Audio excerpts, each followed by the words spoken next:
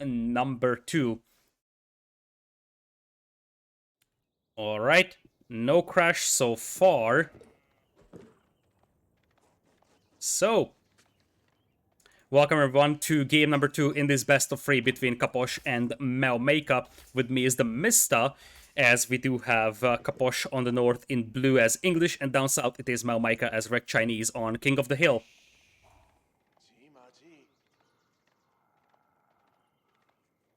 Now, when we looked at the previous game, Meomaika was actually very, very lucky with the sheep. He just found so many of them.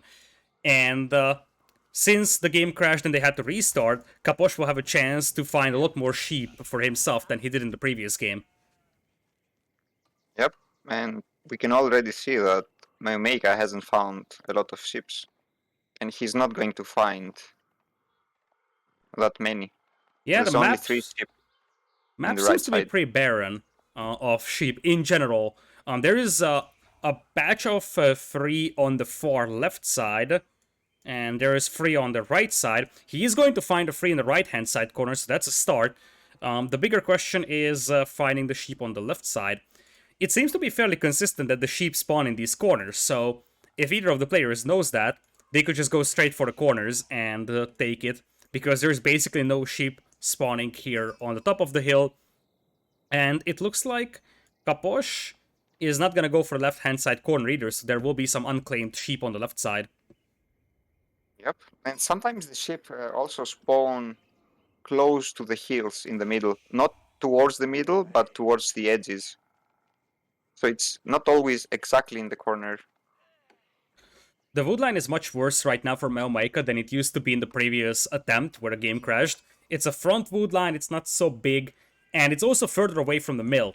In the previous instance, the lumber camp and the mill were pretty close to each other, so it was easier to use a tax collector to pick up tax revenue from both potentially without sort of having a lot of walking time. It's a lot more difficult now because if you want to use this starting tax collector to get the tax from the lumber camp, it is going to take a lot more walking time. Yep, and it's also vulnerable to English longbowman pressure. Absolutely. It's actually a very, very difficult wood line to defend because this hill for Capoch would be a very nice staging ground to attack that wood line. Capoch already going up with the council hall, whereas on the other side, Meomaika's gold income is pretty decent. He's got 60 tax on that mill and also 47 on that lumber camp. He has gotten the forestry upgrade right at the beginning once again, so pretty much copy paste what he did in the previous game so far.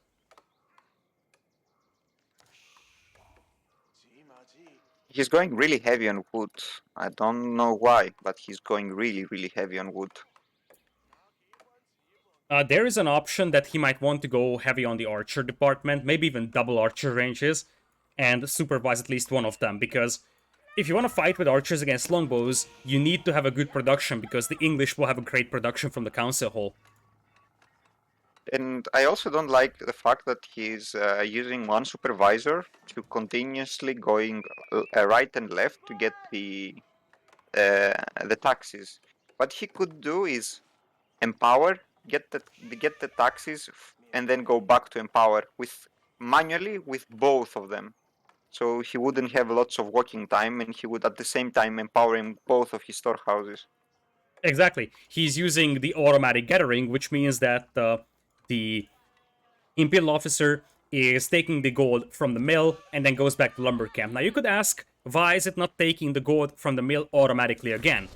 And the answer is that there's a cooldown on the tax gathering. So once you gathered the tax gold from that mill, the tax collector has to wait a couple of seconds until it can take it.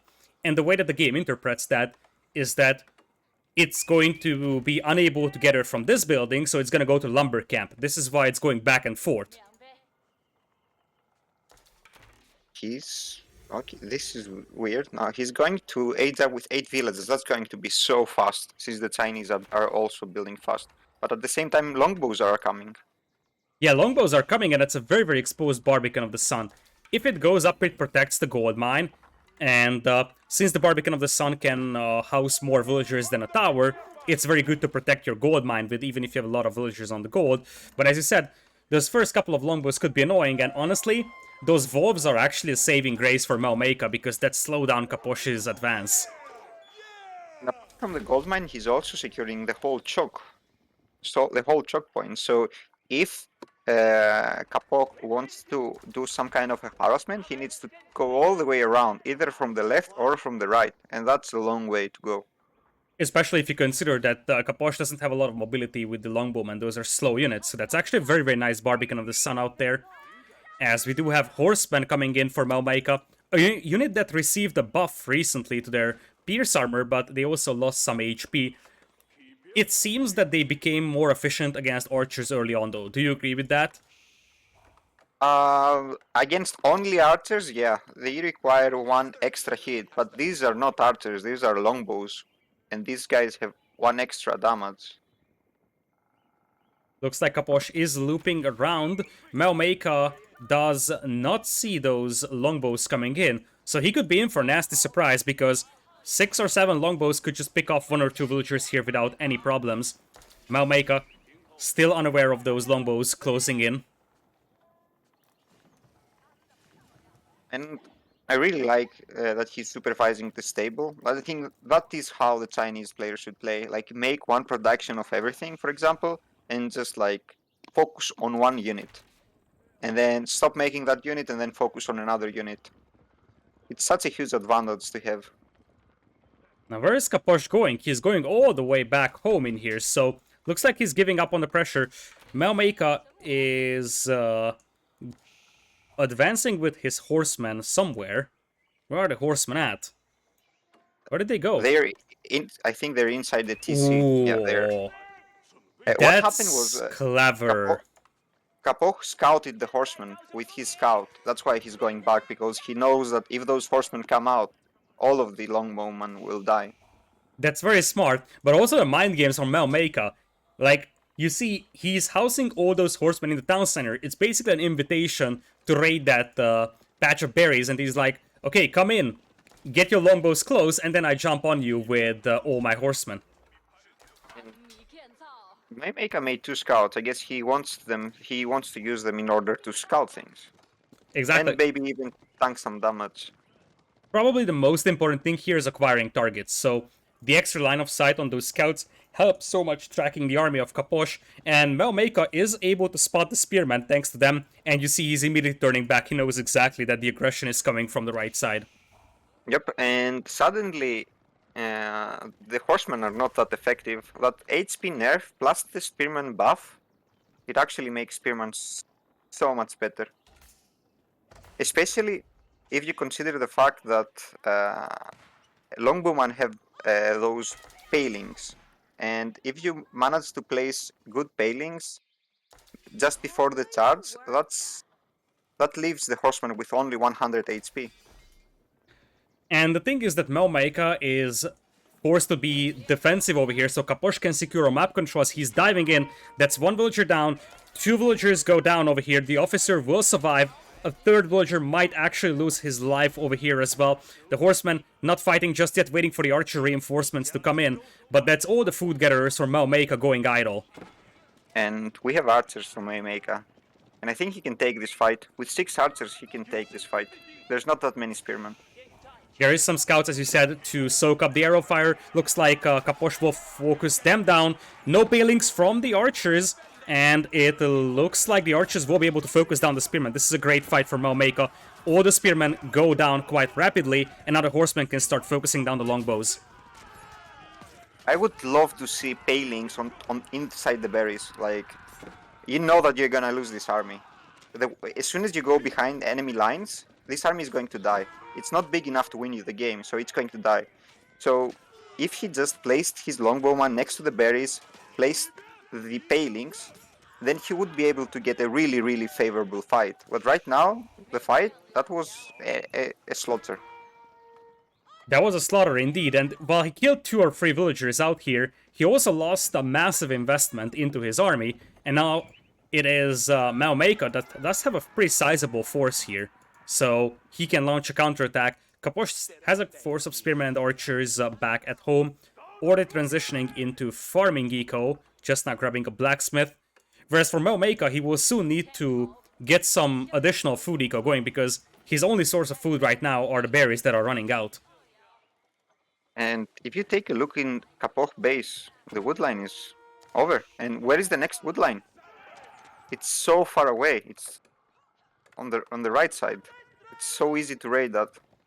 It's very far away. In general, on this map, wood is a luxury commodity because you don't really have a lot of starting wood lines, so you really have to move very far out to secure wood for yourself.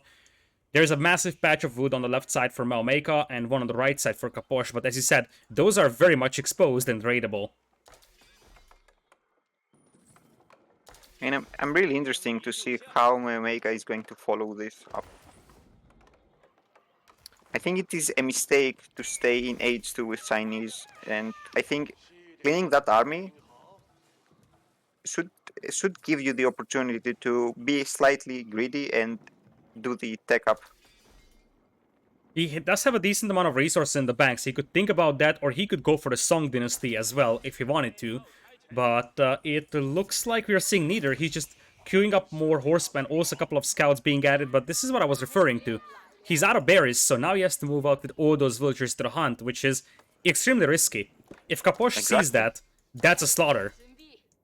And wouldn't it be amazing if there was an upgrade that could bring the hunt to your base instead of you going to the hunt? Oh, man.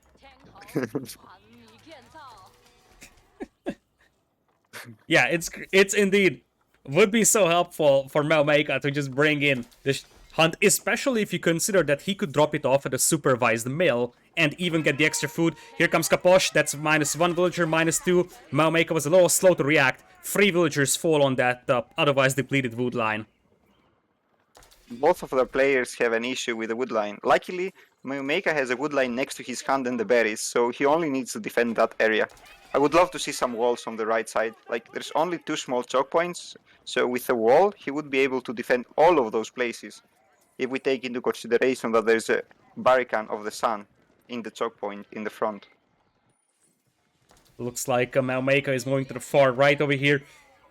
For now, this is safe, but the moment Capoch sees this, there is 29 villagers here that are just very much exposed. On the other hand, Capoch is in danger of losing his army once again here to the horsemen and the archers. Horsemen do charge in. Spearman was a little slow to react, but it looks like Capoch is retreating in an orderly manner for the time being. Meomaika needs to be careful not to lose the archers, though, because if he does lose them, then the Spearman can just slaughter his cavalry. Spearman being used to brace as well by Capoch, but this is the problem here for him. The archers will just move up and focus down the Spearman. This is not the best fight ever here for Meomaika, losing a lot of horsemen to the spears, but still might be cost efficient if he cleans up the Spearman and he can just finish off the longbows. But might have been an overextension here, actually, as many of the horsemen are now down, and the flood of spearmen and longbows is just never ending. What I would love to see in this certain fight is as soon as Capoch sent his spearman to brace the horseman, there was enough time for the longbows to put their palings down and then retreat with the spears, and then you would have some free shots on your opponent's archers because the horseman would need to retreat.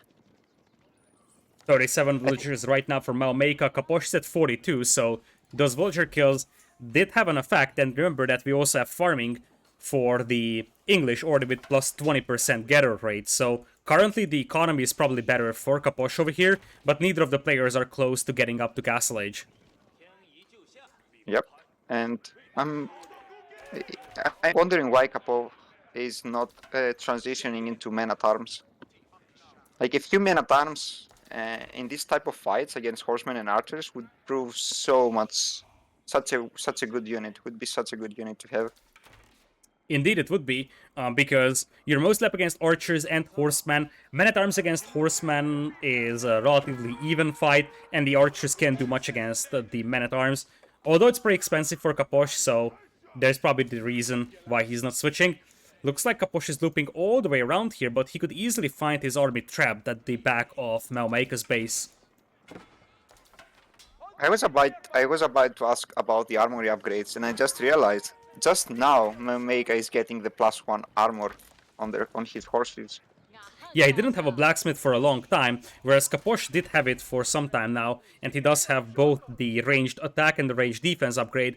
No melee defense, though, against those horsemen, as I feel like we could be in for a big trap over here, though, because Capoch is moving to the right side. Meomaika will have to fight this, especially with longbows already moving out to the wood line. The timing was so wrong. He first attacked with one force, and now he's coming with the other one. He still has to be satisfied with this fight because he killed quite a lot of villagers on that wood line, and now he's coming from behind as well. Might not be the best ever fight for Capoch, but he has killed so many villagers out here, and he continues to do that. The defense upgrade just now finished for Meomaika over here, but you see the horsemen are being focused down by the spears, and there's just not enough archers now for Meomaika to kill the spearman. This might be game here. Meomaika is falling down in army, and indeed, he caused the GG. Yep.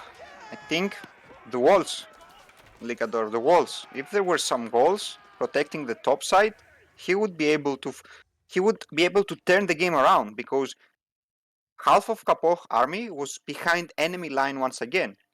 So if he was able to lock away that second army that was coming from the middle, he would be able to kill half army of Capoch and be okay. We do have a steady villager advantage throughout the entire game for Capoch. Never in this game did Meomaika kill a single villager, and you see that deficit just started to pile up over time. So it was like 2 villagers down at the beginning, and then it became 5, and in the end he started losing the vills. But the bigger problem was that in the end he was forced to fight. I don't think that he was ready for that fight, but he had to fight it because all of his eco was on the right side. So if he doesn't fight it, he loses 20 villagers.